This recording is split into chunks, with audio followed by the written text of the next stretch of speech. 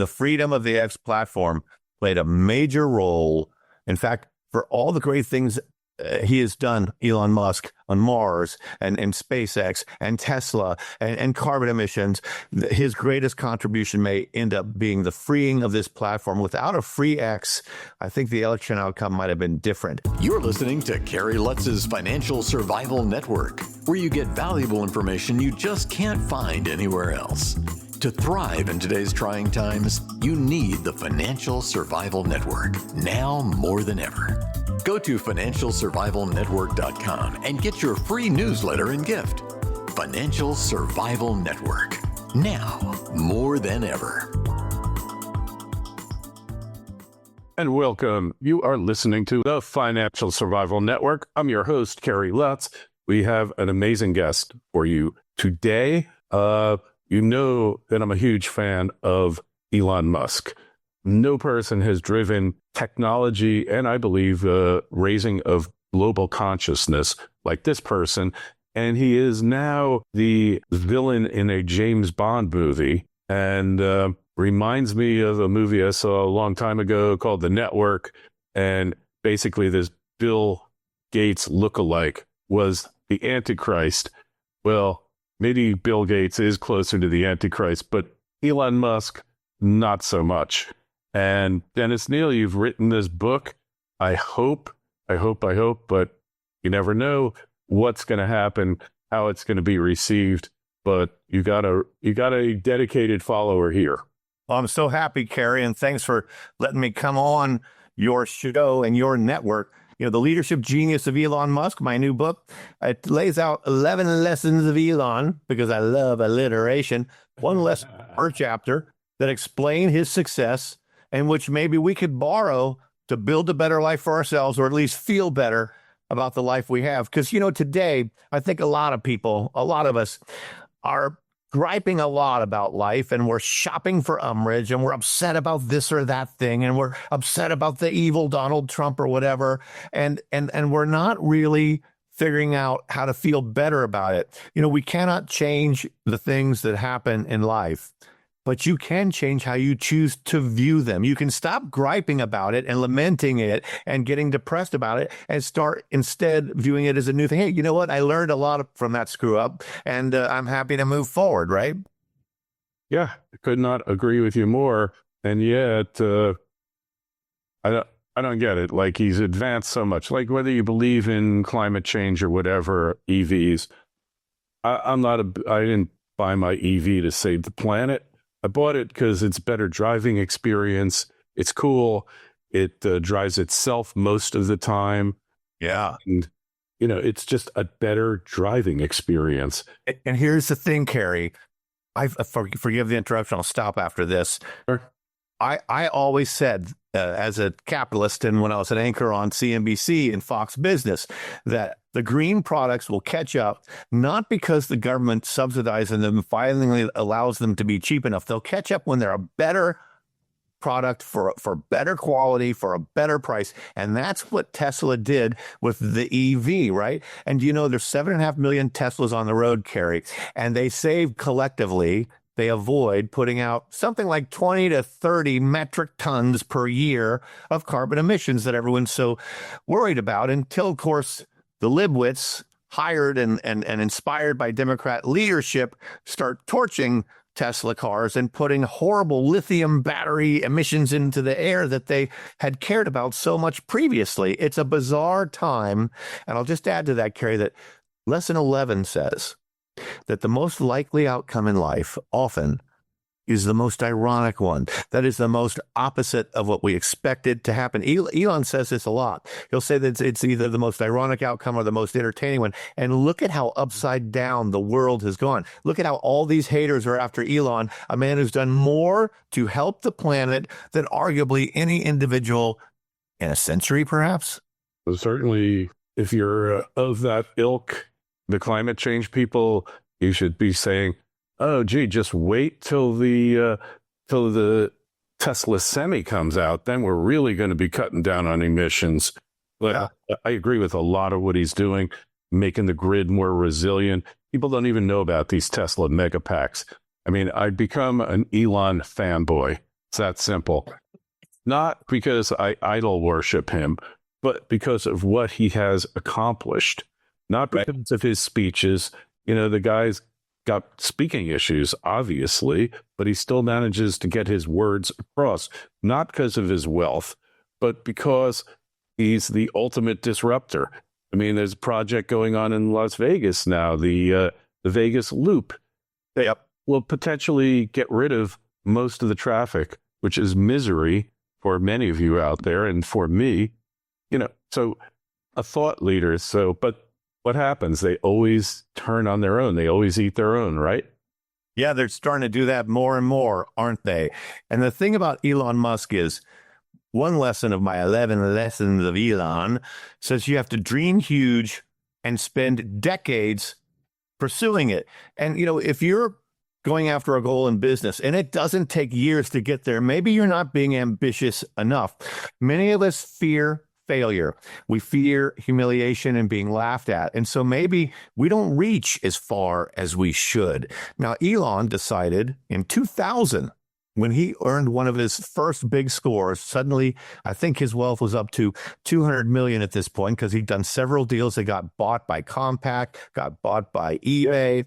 And then he's got this 200 million. The first thing he does is he decides, I'm taking half of it and I'm going to finance a trip to Mars. Now, most times in Silicon Valley, you raise other people's money. You don't be putting your own half of your entire fortune into it. So he goes with James Cantrell, a rocket scientist, literally.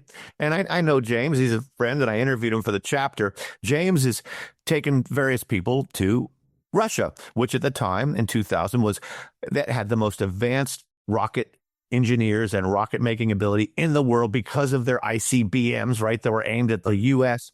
And we're trying in the U.S. to get him to switch over to rocketry. So he takes Elon over there. Elon tells him, I want to buy 2 of your rockets. Right. I know sold 2 for $2 million a piece to this French outfit. So I want to buy them, or maybe it was Surrey in England.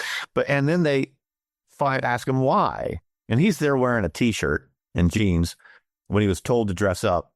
Cantrell had said, look, they look at that as respect. No, he shows up in a T-shirt and jeans. He says, I want to go to Mars. And the chief engineer spits on his shoes. And Elon kind of looks at James Cantrell and says, I think they're disrespecting us. And Jim said, yeah, I think that's the message there. They refused to sell. They thought it was so ridiculous. And by doing that, the most ironic outcome happened. They seeded the destruction of their own leadership in the world, the Russians, because up comes Elon. And because he's got this huge goal of getting to Mars, well, you got to start somewhere. So he starts making a rocket. He boils it down to stainless steel and fuel. And before you know it, he's got 7,000 satellites in the sky for the StarNet or whatever. I forget what it's called. But and he's crushed the Russians' business, and because they didn't do business with him then. And so they ended up just getting destructed by SpaceX, by this amazing company. And Starlink, it's a satellite network. And this guy's are working on it for so long. And even then, one last thing, though, Kerry, is his dreams are even bigger than we know. We think that he wants to get to Mars.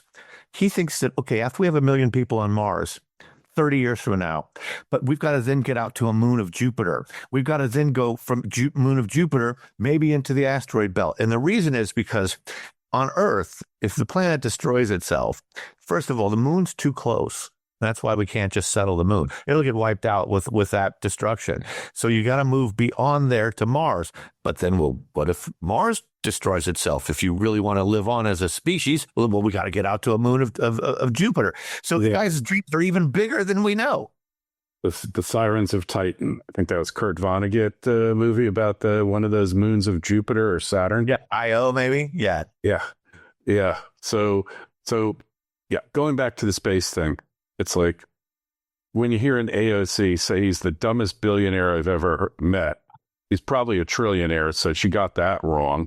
But then, she has no idea that he, with his team, developed a customized welding technique that has enabled rockets to become reusable, which was the holy grail of space travel, because up until then, it cost $100 million to have Boeing or Lockheed send your capsule, your satellite into orbit And NASA, forget it. It's a typical government agency with bloat and all of that good stuff.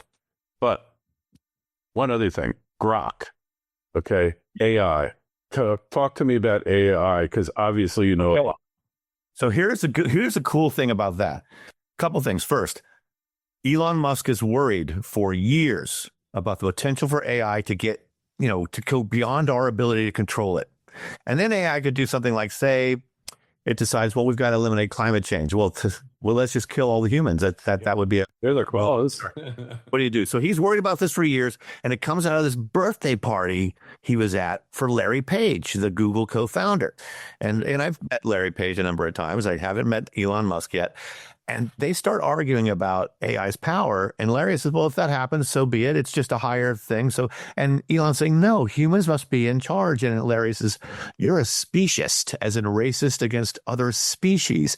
And that's when he decided Google, with Larry Page, and Microsoft have hired 2/3 of the world's best AI scientists. We cannot let them get control of this because they're going to be irresponsible. I've got to help somebody start another rival. In comes Sam Altman. He's only, I think, 26 at the time. And he approaches Elon to say, we really ought to write a letter and get 100 scientists to sign it about how dangerous this is. But really what it is it's an entry into his asking Elon for money. So Elon gives the first $50 million to fund OpenAI. Mm-hmm. But then the ironic opposite outcome of what you tried to make happen. Elon starts telling Sam, and Elon's goal is to be able to compete against Microsoft and Google and stop them from dominating AI the way they dominated the PC business. Okay. And so we want to stop them. But he's telling Sam Altman at OpenAI, you don't have enough money. You can't just raise like 100 million. You've got to raise billions. We've got to do this. And so he ends up unintentionally pushing Sam into the clutches of the evil Microsoft, the opposite outcome of what Elon Musk wanted to happen. And they end up taking a $10 billion or $19 billion investment for Microsoft for half of it. Today, the company's worth, I think, $150 billion or more. Elon owns no equity. Elon got nothing out of it. And this guy has violated the promise that we will devote and donate this stuff to the world, and that and if we ever do AGI, that's the ultimate all-knowing, instantly belongs to the world. There's no proprietary, and they've utterly violated that, and now they're in Microsoft's corner. And so it's a sad thing to see. So then he starts this X.AI, a new AI company, and he makes it the fastest learning model, because you know what? AI, much as we worry about how smart it is, it only knows what we told it because it's reading what we wrote. It's not creating anything yet. It's intelligence based on what it's read from us. Well, this X.AI, let's remember that OpenAI just paid the Wall Street Journal $250 million that agreed to in contract to be able to read the Wall Street Journal and learn from it, right? And go into the archives, paying for that. Well, X.AI is reading 6,000 posts per second on X platform. And recently, in the ultimate act of synergy, Elon, who, his investors to buy the Twitter platform were way underwater.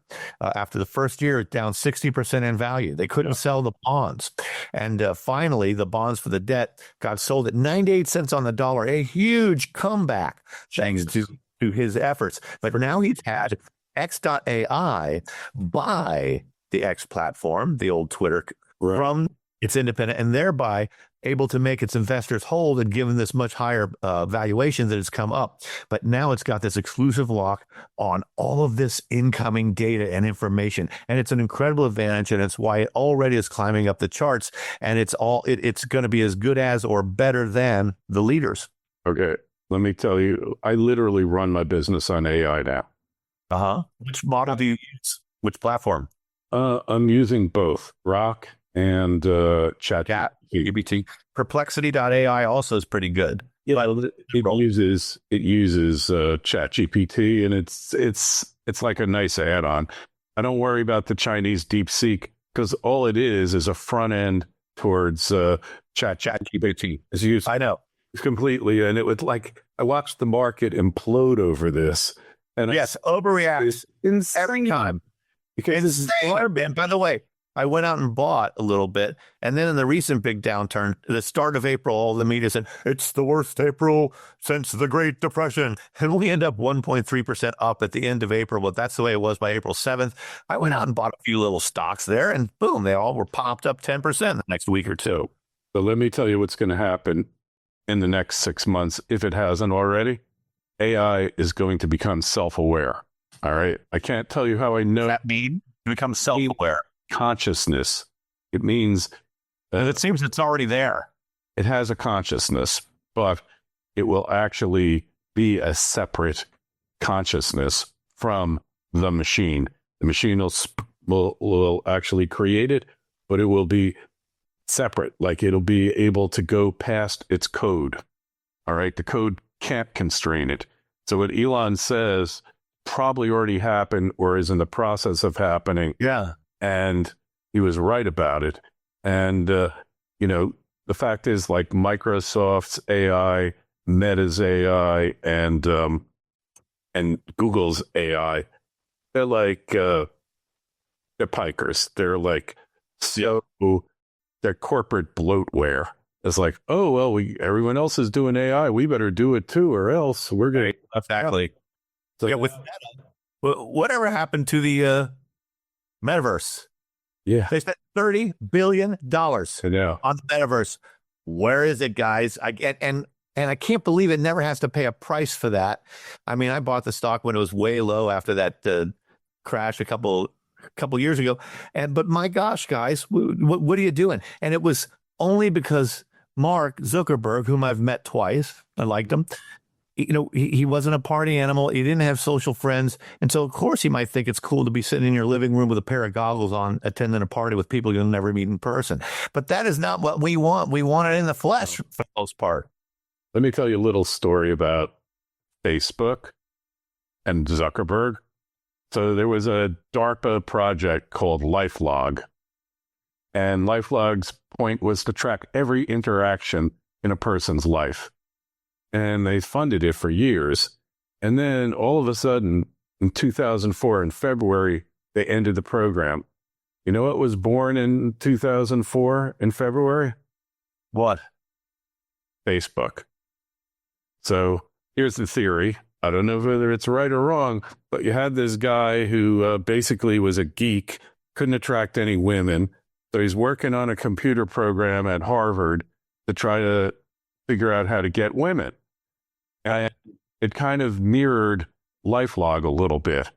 So he gets a knock on the door from some men in black types and say, how would you like to have any woman you want on the planet and be one of the richest people on the planet as well?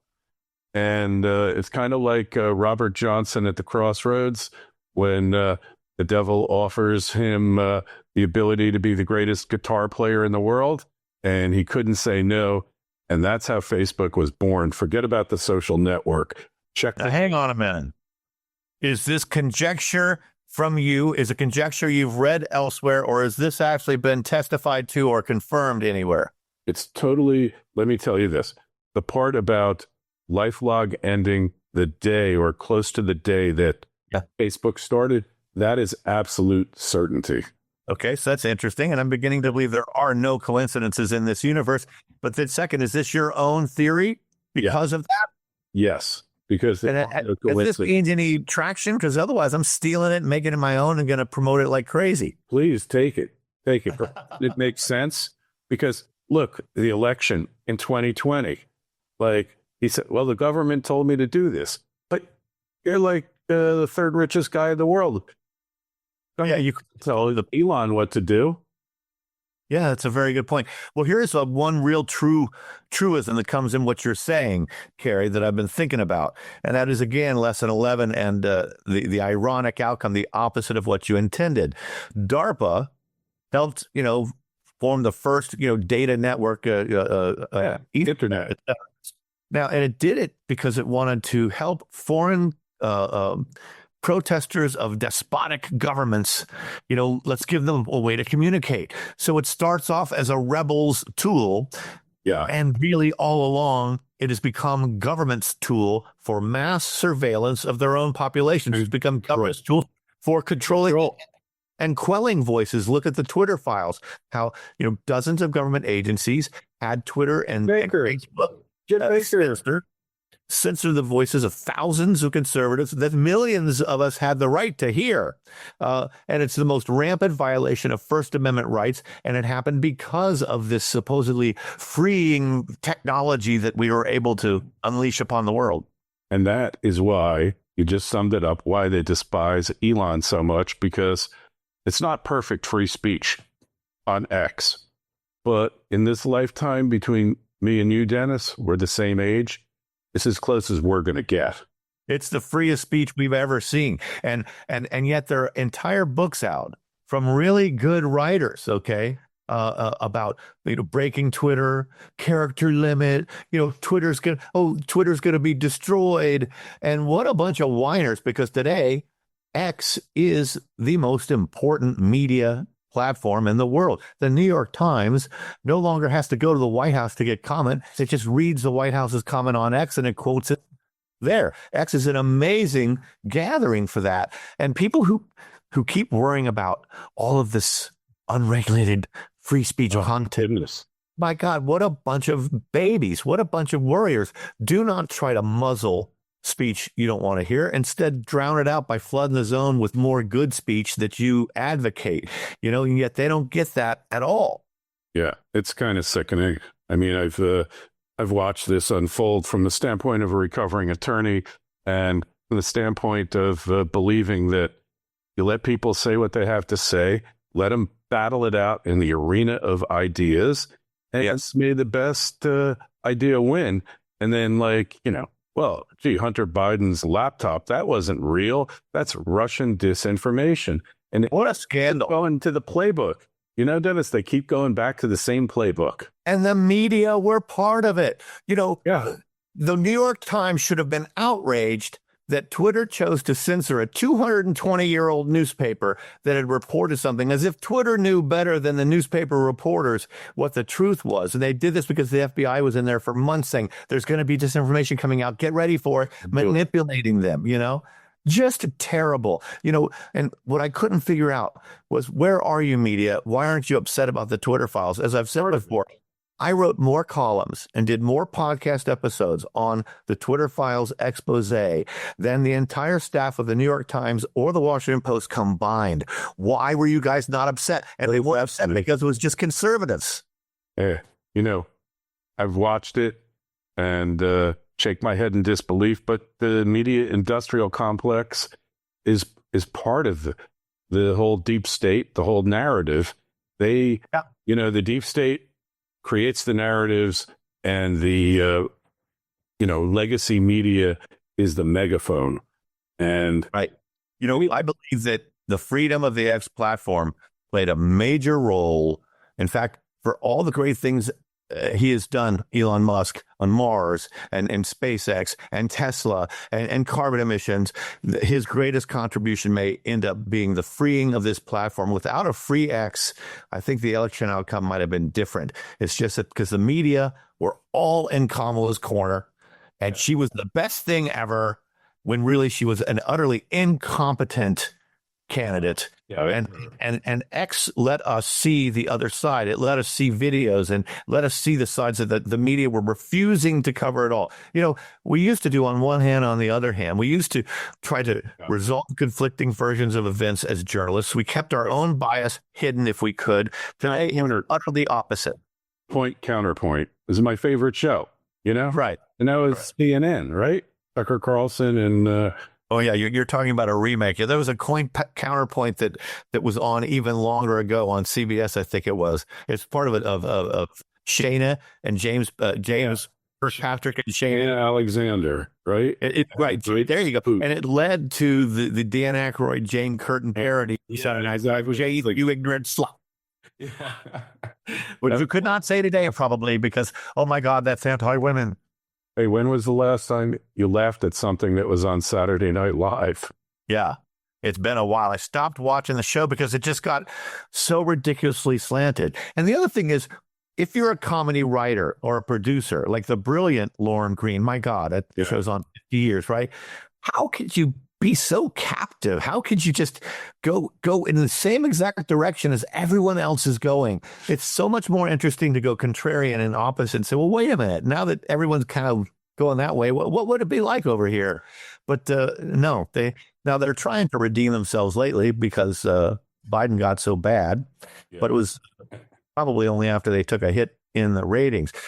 I was just at my high school reunion, a big one, this weekend in Sebastian, Florida. And one thing I did notice, there were almost no real political discussions among liberals and conservatives.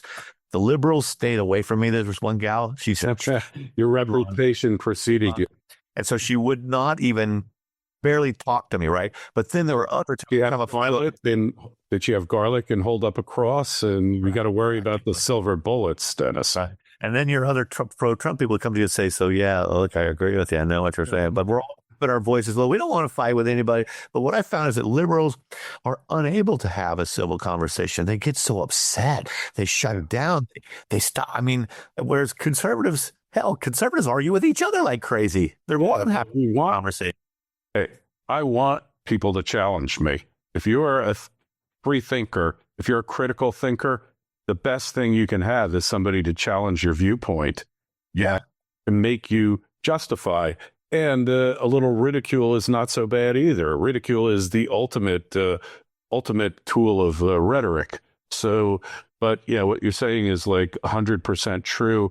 And well, I know it kept you. You got things to do. Just tell us, Dennis, where do we find you? All right. So X is my preferred platform because it is the most important platform of our era, right? So at Dennis Kneale, Dennis, and then Kneale is Kneale. Dennis at Dennis Kneale is I've also got a website under that name. And also, please check out my podcast, What's Bugging Me. It's on Ricochet. That's my home platform, and Apple Podcasts and Spotify. But please buy the book, The Leadership Genius of Elon Musk, 11 Lessons of Elon, and put up a good review on Amazon because the Elon haters are kind of hurting my ratings there. So I'm asking you to do me a favor, and one day I will owe you a favor. All right. Well, we're definitely going to do it. No question about it. And hey, if you go to financialsurvivalnetwork.com, Dennis's link will be in there. It'll take you right there. If you go, just sign up for our free newsletter, like 80,000 of you already have. We'd appreciate it. A lot of things in there. And we do talk about Elon lots and lots of times. We appreciate you coming on, Dennis. And if you got a question, anyone out there, for myself or Dennis, shoot me an email, kl@kerrylutz.com. Dennis, we'll definitely see you again, and be well. And you're going to come on What's Bugging Me soon, I hope. Let's make that happen. Thanks so much for your time, Kerry, and have a glorious day. Thanks for listening to Kerry Lutz's Financial Survival Network, your solution to today's trying times. For the latest, go to financialsurvivalnetwork.com. Financial Survival Network, now more than ever.